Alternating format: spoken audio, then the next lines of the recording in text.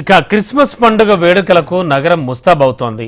పండుగ నేపథ్యంలో నగరంలో ఉన్న చర్చిలన్నీ కూడా దీప కాంతులతో వెలిగిపోతున్నాయి. పండుగ వేడుకల కోసం ఏర్పాట్లన్నీ కూడా వడివడిగా సాగుతున్నాయి. ఇక ఇదే అంశానికి సంబంధించి మరింత సమాచారం మా ప్రతినిధి రజిత అందిస్తారు. క్రిస్మస్ పండుగ ప్రపంచవ్యాప్తంగా కోట్లాది మంది జరుపుకునే అతిపెద్ద పండుగ ఇది. అంటే ఆయా దేశాల ప్రజలు మన దేశం తీసుకోవచ్చు, ఇతర దేశాలను చూసుకున్నట్లయితే వారి వారి దేశాలలో వారి సాంప్రదాయాలకు తగ్గట్టుగా వివిధ పండుగలను జరుపుకుంటారు.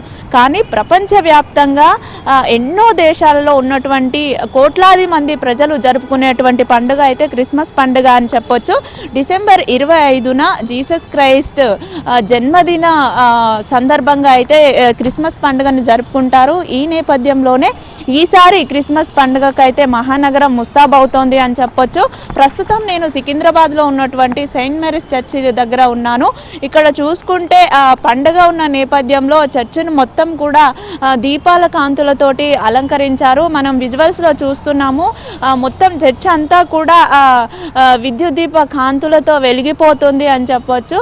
అయితే వెనస్డే పండుగ ఉన్న నేపథ్యంలో ఇక్కడ చర్చిలో మాత్రం అన్ని ఏర్పాట్లను చేస్తున్నారు. ఇప్పటికే లైటింగ్ కూడా ఏర్పాటు చేశారు. మనం విజువల్స్లో చూడొచ్చు.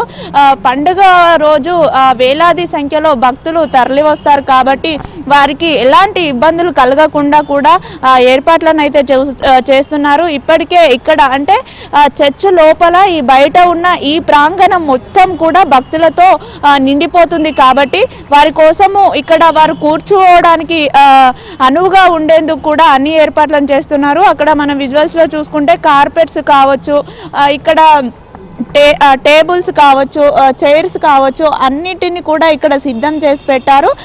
మొత్తం కూడా ఈ ప్రాంగణం అంతా ఇప్పుడు ఇక్కడ మనం చూస్తున్న ఈ ఏరియా మొత్తం కూడా భక్తులు వస్తారు, భక్తులతో నిండిపోయి ఉంటుంది కాబట్టి ఈ ఏరియాను మొత్తం కూడా కార్పెట్ వేసి దానిపైన చైర్స్ వేస్తారు. వారు కూర్చోవడానికి అనువుగా ఉండేందుకు కూడా ఇక్కడ అన్ని ఏర్పాట్లను చేస్తామని అయితే నిర్వాహకులు చెప్తున్నారు. ఇక పండుగ నేపథ్యంలో పండుగ ఒక వారం రోజులు ఉంది అన్న దగ్గర నుంచి కూడా చర్చిల్లో వివిధ రకాల ప్రేయర్స్ కూడా చేస్తూ ఉంటారు. ప్రతినిత్యం కూడా ఇక్కడికి వచ్చి మాసెస్ నిర్వహిస్తూ ఉంటారు. మనం అక్కడ విజువల్స్లో చూసుకున్నట్టయితే ఇప్పటికీ కూడా చర్చిలో ప్రేయర్ అవుతోంది. ఇంకా పండుగ రోజు కొన్ని ప్రత్యేకమైన పూజలు చేస్తారు.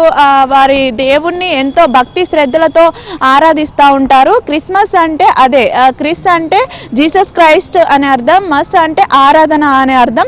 ఆ పేరు మీదుగా క్రిస్మస్ అనే ఈ పేరు అయితే వచ్చింది. ఈ నేపథ్యంలోనే కేవలం ఈ చర్చే కాదు, నగరంలో ఉన్నటువంటి అన్ని చర్చలు కూడా పండుగ వేడుకలను చేసుకోవడానికి అయితే అంగరంగ వైభవంగా ముస్తాబు చేస్తున్నారు.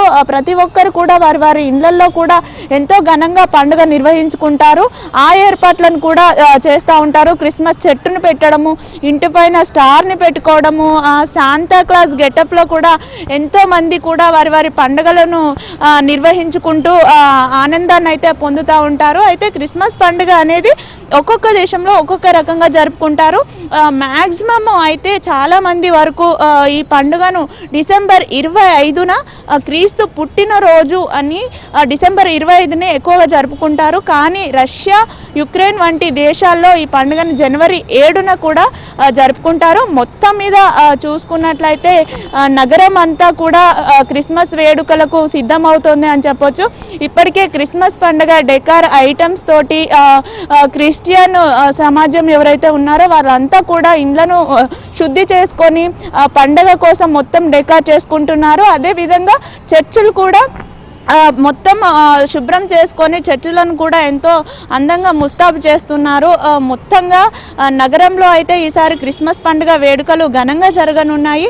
ఈ చర్చిలకి పండుగ రోజు సినీ రాజకీయ ప్రముఖులు కూడా అటెండ్ అవుతూ ఉంటారు.